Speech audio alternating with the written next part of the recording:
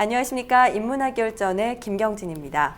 오늘 모실 분은 영미권 철학서의 번역 작업을 활발히 펼치시면서 최근엔 삶의 의미를 예리한 논리로 정리한 철학서를 집필하신 분입니다. 이윤 선생 모셨습니다.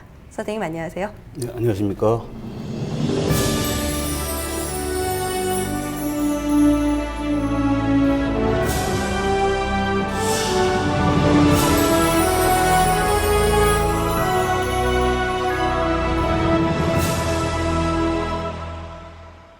네, 오늘 이야기할 인생의 의미, 삶의 의미, 참 이 주제가 애매모호하면서도 추상적인 질문인데요. 선생님께서는 이에 대해서 시지프스 신화와 알베르 카미를 내세우셨습니다.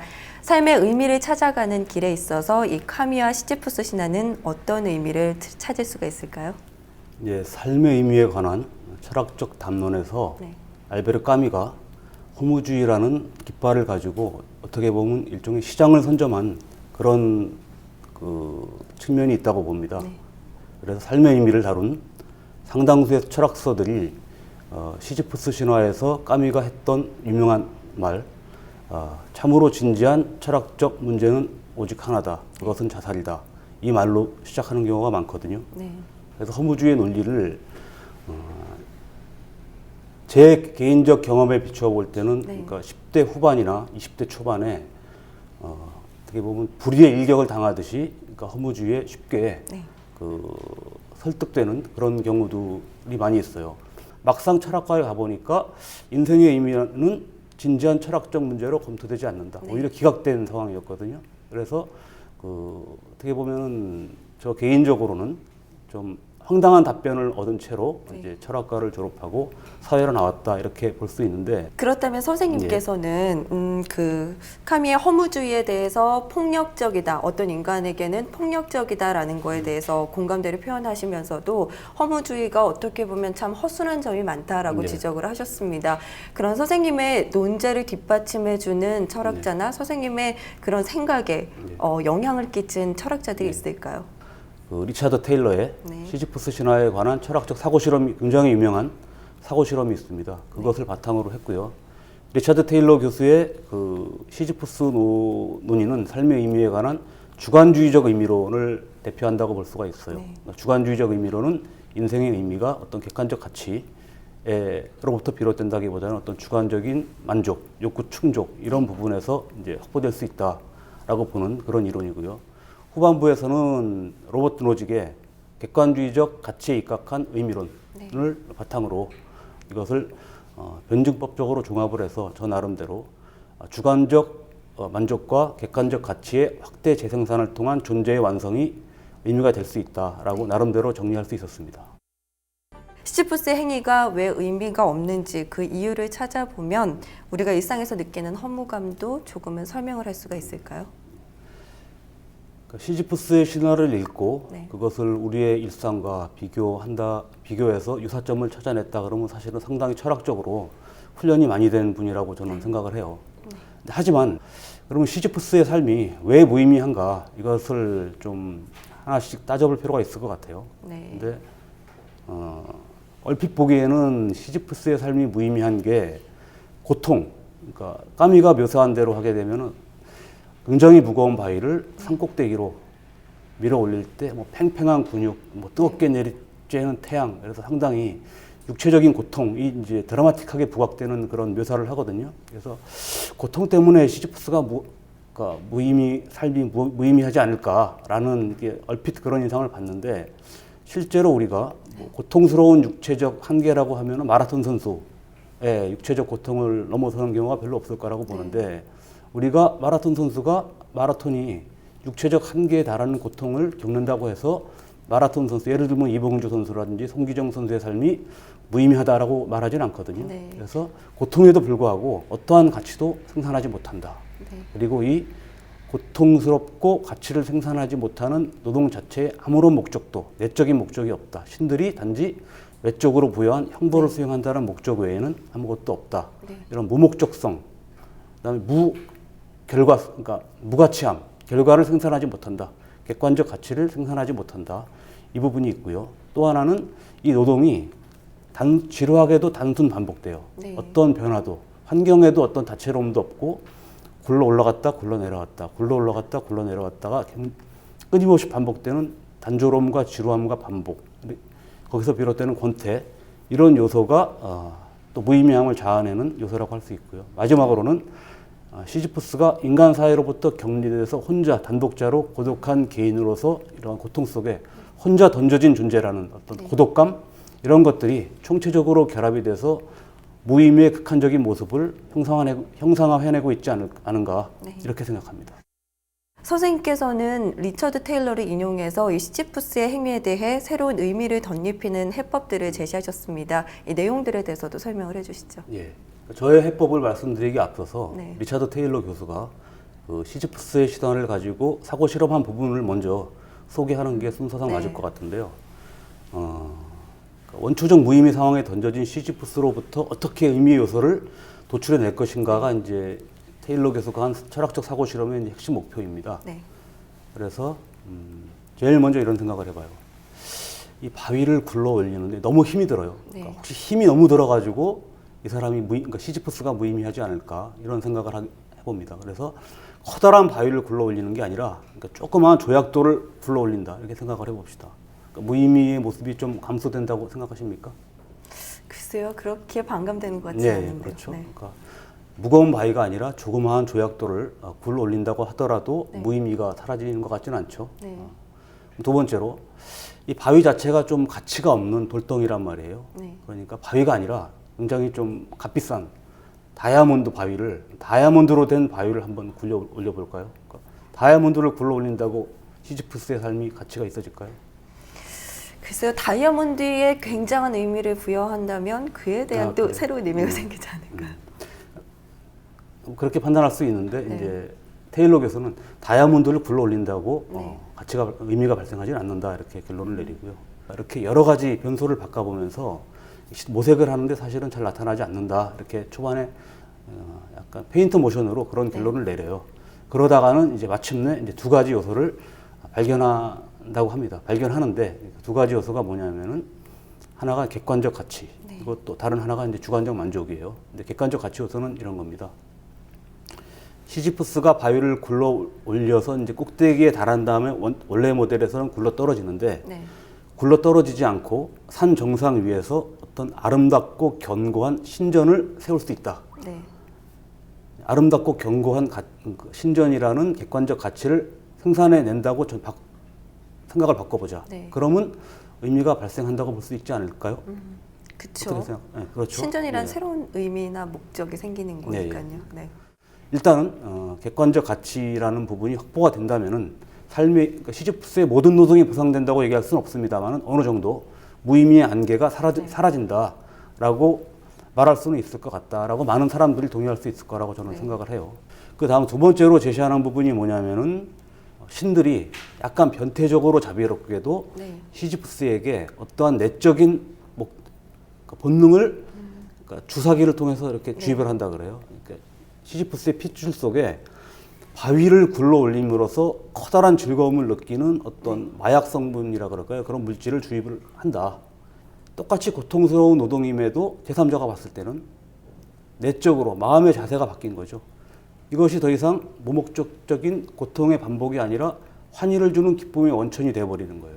그래서 주관적 만족의 요소가 도입된다 그러면 또다시 네. 객관적 가치와는 또 다른 방식으로 삶의 의미가 나타나는 원천이 될 수가 있다. 이 두 가지를 네.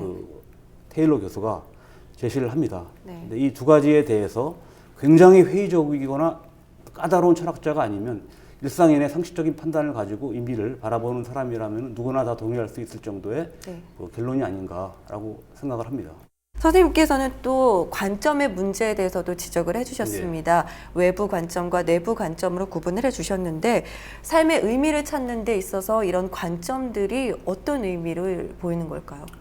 허무주의자의 시선이 사실은 무한한 외부에서 바라보는 시점입니다. 아까 70년 인생이 허무하다라는 얘기가 최소한 우주적 관점에서 바라봐야 100만 년 정도 되는 지질학적 관점이라든지 아니면 뭐 수십억 년의 우주적 관점, 이런 데서 외부의 시선으로 더 큰 존재의 시선으로 작은 것을 바라볼 때 허무하다고 느끼는 게 일반적인 네. 그거거든요. 우주적 관점이라 그럴까요? 네. 이제 이러한 관점을 얻었다는 것은 어떻게 보면 인간만이 가질 수 있는 성취자 특권일 수가 있습니다. 네. 그런데 이제 그 부작용이 있는 거죠. 허무하게 보일 수도 있다. 알베르 까미 이방인에 나오는 주인공의 관점이 그거예요. 그러니까 메르소가 어머니가 돌아가셨는데 왜 슬퍼? 안 슬프죠. 우주적 관점에서 보면 슬픈 일이 아니죠. 네. 여자친구 마리 여자친구가 나를 사랑하느냐가 물으니까 그게 뭐가 중요해? 중요하지. 너를 사랑하진 않지만 별로 안 중요하니까 결혼해줄게. 이런 얘기를 합니다. 그 다음에 해변에서 단지 이제 태양이 뜨겁다는 이유만으로 아랍인을 쏴 죽입니다. 네. 아무런 이유가 없어요. 네. 그다음에 그러한 죄로다가 그 사형을 언도받고 단주대에서 처형을 받는데 그것이 뭐가 중요해? 이런 식으로 나온단 말이죠. 네. 그러니까 어떻게 보면 이제 문학적으로는 이게 상당히 좀 특이하고 네. 좀 멋있어 보일 수가 있어요. 특히 청년들한테는. 그런데 실질적으로 이러한 감정, 그러니까 이러한 허무주의적 판단을 하는 사람들은 심리학자들의 의견에 따르면 정상적인 감정적 판단 능력이 결여된 사이코패스라 그래요. 메르소를 사이코패스라 그러면 약간 네. 문학적 좀 뉘앙스가 사라지는 그런 측면이 있습니다만은, 네. 그러니까 저는 그렇게 봅니다. 그래서 그 허무주의의 관점은 우주적 관점, 외부의 관점, 무한의 관점을 지금 여기 일상에 적용하는 방법적 오류다. 네, 이제 삶의 의미에 대해 보다 정교한 프레임을 그려봐야 할 것 같습니다. 행복의 척도가 삶의 의미를 찾는 데 있어서 어떠한 기준이 될 것 같기도 한데요. 어떻게 생각하시나요? 철학적으로는 행복이 삶의 의미가 될 수 없다는 논증이 많이 있어요. 네. 우리들의 상식과는 좀 동떨어진 얘기일 수 있는데, 어떻게 보면 아리스토텔레스가 우리들에게 한 두 가지 정도의 편견을 심어줬던 것 같아요. 네. 첫 번째 편견이 뭐였냐면은 무거운 것이 빨리 떨어진다. 이것은 갈릴레이가 피사의 사탑에서 떨어뜨림으로써, 추를 떨어뜨림으로써 반증이 됐고요. 네. 근데 아직까지 맹위를 떨치고 있는 것이 인생의 목적이 행복이다 라는 이제 아리스토텔레스의 니코마코스 윤리학에서 네. 말한 그 내용은 아직도 많은 사람들이 무비판적으로 받아들이고 있거든요. 실존주의 철학자 사르트르는 목적의식에 대해서 이런 말을 했습니다. 신이 부여한 삶의 목적이 없다면 네가 만들어라. 뭐 이런 말을 했는데요. 선생님의 말씀을 듣다 보니까 목적이 있다면 반복적인 일상도 이야기가 달라질 것 같은데요. 자아실현이라는 점에서 바라보면 어떻게 설명할 수가 있을까요? 지금까지의 논의를 정리하면 이겁니다. 네. 그러니까 객관적 가치를 생산을 함으로써 주관적 만족을 얻을 경우에 삶의 의미가 가능하다. 네. 이게 지금까지의 논의를 통해서 도달한 결론인데, 이제 이 부분이 단순 반복될 경우에 다시 무의미의 함정 속으로 빠질 가능성이 있어요. 그러니까 심리학적으로 볼 때 이런 얘기를 합니다. 전두엽에 어떤 이상이 생긴 사람들만이 동일한 일을 반복적으로 할 경우에도 전혀 권태로움을 느끼지 않는다. 네. 하지만 정상적인 사람은 동일한 일을 반복할 경우에는 그 권태를 느낀다, 네. 불만족을 느낀다, 이런 얘기가 나와요. 그 얘기 뭐냐면은 삶의 의미에 있어서 아까 주관적, 객관적 가치와 주관적 만족, 이것이 단순 재생산되는 구조 속에서는 언젠가는 이제 다시 권태로움을 느낄 것이다. 그러면 삶의 어떤 측면이 도입되어야 하느냐? 네. 그러니까 자아실현, 그러니까 변화와 성장을 통한 자아실현의 요소가 도입되어야 한다. 네. 그래서 그런 의미에서 실존주의자 사르트르가 얘기했던 네. 목적이 없으면 네가 세워라, 이런 부분이 삶의 의미의 발전 단계에 있어서 중간적인 그 기능을 한다라고 말씀을 드릴 수 있겠습니다. 네. 그러면 이번에는 조금 더 다른 상상을 해봐야 될 것 같습니다. 시지푸스의 신화에서 우리 모두가 시지푸스라고 상상을 해보는 거죠. 사회적 존재로서 바라볼 때 개인적일 때보다는 사회적 존재로 관계가 있을 때 다른 의미를 또 발견할 수도 있을 것 같은데요.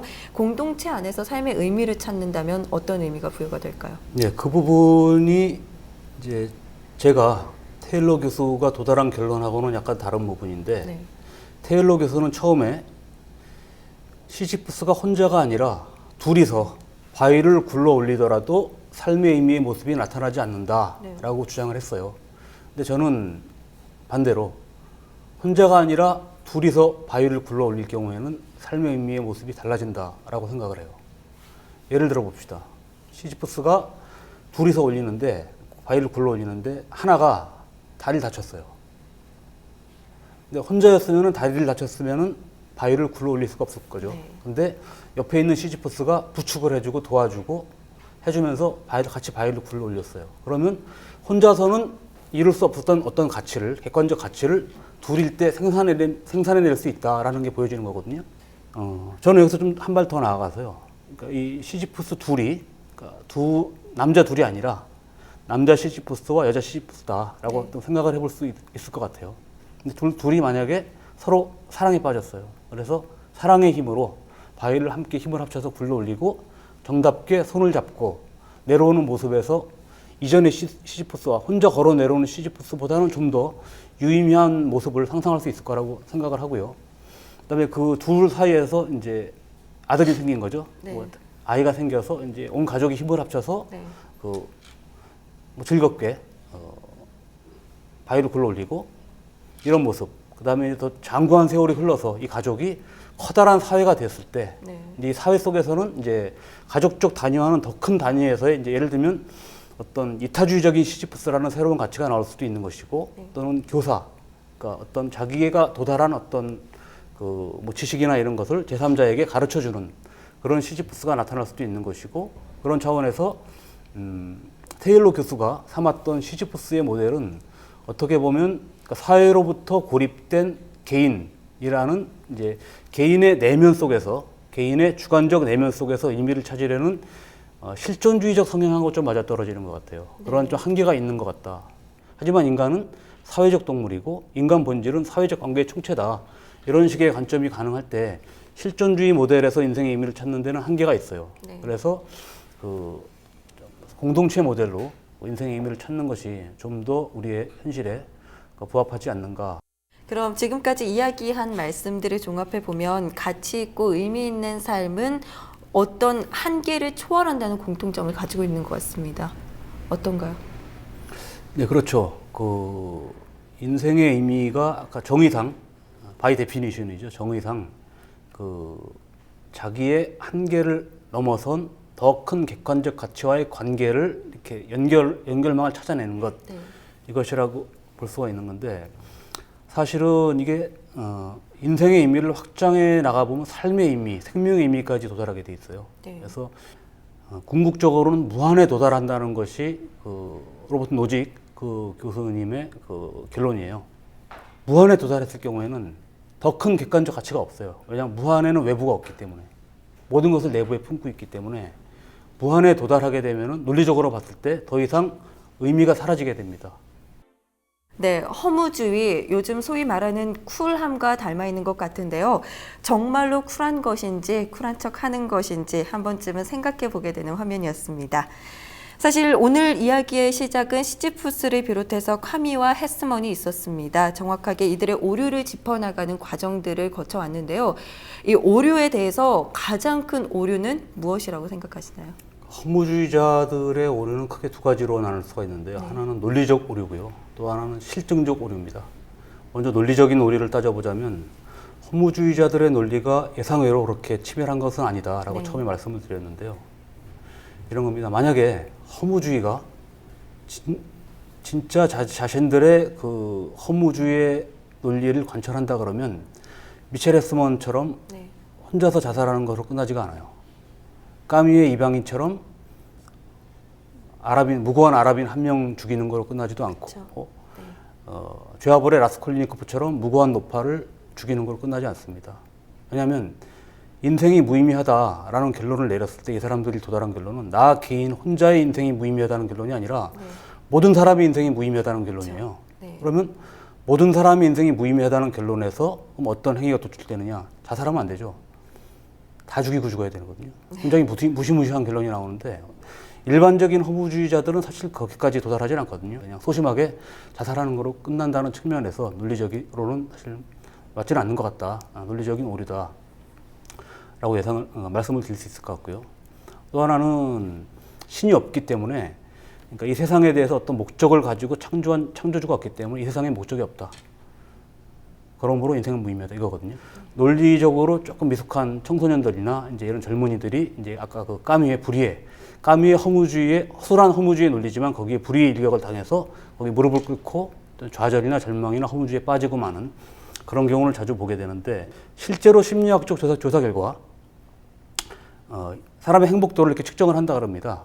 그러니까 10점 만점 척도에서 사람들의 행복도가 7점, 8점 정도로 나온대요, 평균이. 네. 그러면 대부분의 사람들은 사실은 그러니까 일상 속에서 행복을 느끼면서 살아간다는 얘기고, 만약에 허무주의가 옳다 그러면 점수가 1, 2점이 나와야겠죠. 1, 2점 내지 2, 3점이 나와서 대부분의 사람들이 90%가 이제 일상 속에서 허무함을 느끼면서 사는 거고, 아주 예외적인 비정상적인 사람들만이 이제 비정상적인 낙관주의자들만이 행복을 느끼면서 살아가야 되는데, 실질적인 결과는 그렇지 않다. 따라서 허무주의의 논리는 논리적으로도 부정이 되는 것이고, 네. 또 실증적으로도 부정이 된다, 이렇게 말씀드릴 수가 있겠습니다. 네. 허무주의로 대표되는 까미의 철학과는 작별을 하고 삶의 의미를 찾아보자라는 취지에서 오늘 이야기를 나눠봤는데요. 그렇다면 마지막으로 삶의 의미에 대해서 정리를 해봐야 될 것 같습니다. 삶의 의미를 묻는 질문이 왜 필요하고 어떠한 삶을 의미 있게 보시는지 마지막으로 정리해 주시죠. 그러니까 삶의 의미가 필요 없다는 분들이 계세요. 그러니까 그런 분들한테 삶의 의미를 강요할 필요는 또 없다고 생각을 합니다. 그런데 이분들이 펴시는 논리 중에 하나는 이런 거예요. 의미의 문제는 언어의 문제이지 존재의 문제가 아니다. 그러니까 의미는 언어상으로만 가능하지 어떤 사물에 대해서 의미를 주장하는 것은 범주 오류다, 이렇게 얘기를 하시거든요. 그런 사례로서 저기 산에 들에 펴 있는 꽃을 보라. 저게 무슨 의미가 있는가? 저 하늘을 흘러가는 구름을 보라. 저게 무슨 의미가 있는가? 네. 마찬가지로 이렇게 저렇게 흘러가는 우리의 삶에 무슨 의미가 있는가? 그렇게 살다 가면 되는 것이지, 이렇게 말씀하신단 말이에요. 그럴듯하죠? 네. 많은 사람이 이제 이런 논리에 승복을 하시는데, 니체가 이런 말을 한 적이 있습니다. 왜 사는지 아는 사람은 어떠한 고난도 이겨낼 수 있다. 이 얘기가 뭐냐? 그러니까 삶의 의미를 아는 사람은 고난을 극복할 수 있다는 얘기거든요. 의미라는 말 자체가 사실은 예전에는 쓰지 않았던 말이에요. 예전에 아리스토텔레스는 인생의 목적이라는 말을 썼지 인생의 의미라는 말을 쓰지는 않았었거든요. 그 다음에 이제 칸트나 이런 데서도 어떤 도덕적 가치 이런 얘기를 했지 인생의 의미라는 말을 쓰지 않았어요. 인류의 역사가 19세기 서양에서 최초로 인생의 의미라는, 그러니까 삶의 의미라는 개념을 그러니까 발견해낸 것 같아요. 그런 패러다임을 발견해낸 것이고, 그게 이제 불과 100년, 200년 밖에 그 개념을 쓴 지 얼마 안 됐기 때문에 많은 사람들이 아직까지 인생의 의미에 대해서 이제 부정을 하거나 도달하지 못했다, 이렇게 해석을 할 수도 있는데, 어떻게 보면 인생의 의미가 아직까지 인간이 도달한 최고의 가치의 어떤 패러다임을 말해주는 그런 측면이 아닌가, 이렇게 생각을 합니다. 네, 오늘 말씀 감사합니다. 예, 감사합니다. 우리는 보통 끝이 나면 허망하다고 여기는데요. 무언가가 끝나서 느끼는 감정은 사실 허무함이 아니라 아쉬움에 가깝다고 합니다. 마찬가지로 허무주의라는 말도 아쉬움의 가장된 표현이 아닐까요? 어떤 일에 최선을 다했을 땐 항상 아쉬움이 남기 마련인데요. 인생이 부질없다고 쉽게 포기해선 안 되는 이유가 바로 여기에 있지 않을까라고 생각해 봅니다. 오늘 인문학 열전 준비한 내용 여기까지입니다. 시청해 주신 여러분 감사합니다.